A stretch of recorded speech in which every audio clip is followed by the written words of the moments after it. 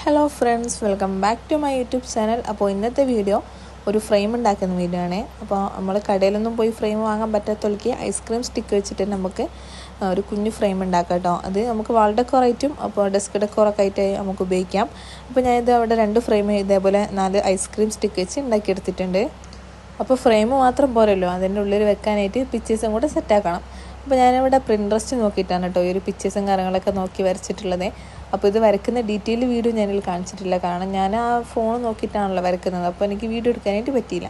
അപ്പോൾ നിങ്ങളും ഇതേപോലത്തെ പിക്ചേഴ്സും കാര്യങ്ങളൊക്കെ പ്രിൻട്രസ്റ്റിലുണ്ടാകും റെഫറൻസ്. അപ്പോൾ അതേപോലെയൊക്കെ നോക്കി സിമ്പിളായിട്ടുള്ളതൊക്കെ വരച്ചെടുക്കാം കേട്ടോ.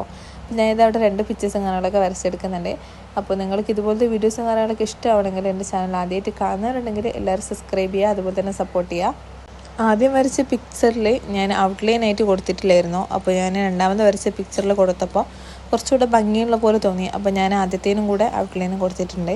അപ്പോൾ പിക്ചറൊക്കെ വരച്ച് കഴിഞ്ഞ് നമുക്കത് അതിലേക്കൊന്ന് സ്റ്റിക്ക് ചെയ്ത് കൊടുക്കാം. അപ്പോൾ ബാക്ക് ഭാഗത്ത് ഇതേപോലെ പശ തേച്ച് കൊടുത്തിട്ട് നമ്മൾ വരച്ചെടുത്ത പിക്ചർ ഇതേപോലെ നട്ടിച്ച് കൊടുക്കുന്നുണ്ട്. അപ്പോൾ ഇതാണ് നമ്മൾ ഫൈനൽ ലുക്ക്. അപ്പോൾ ഈ ഒരു കുഞ്ഞു ഫ്രെയിം നിങ്ങൾക്ക് ഇഷ്ടപ്പെട്ടിട്ടുണ്ടെങ്കിൽ എന്തായാലും കമൻറ്റ് ചെയ്യുക. അപ്പോൾ നെക്സ്റ്റ് വീഡിയോയിൽ കാണുന്നവരെ ബൈ. അപ്പോൾ എല്ലാവർക്കും thanks for watching my video.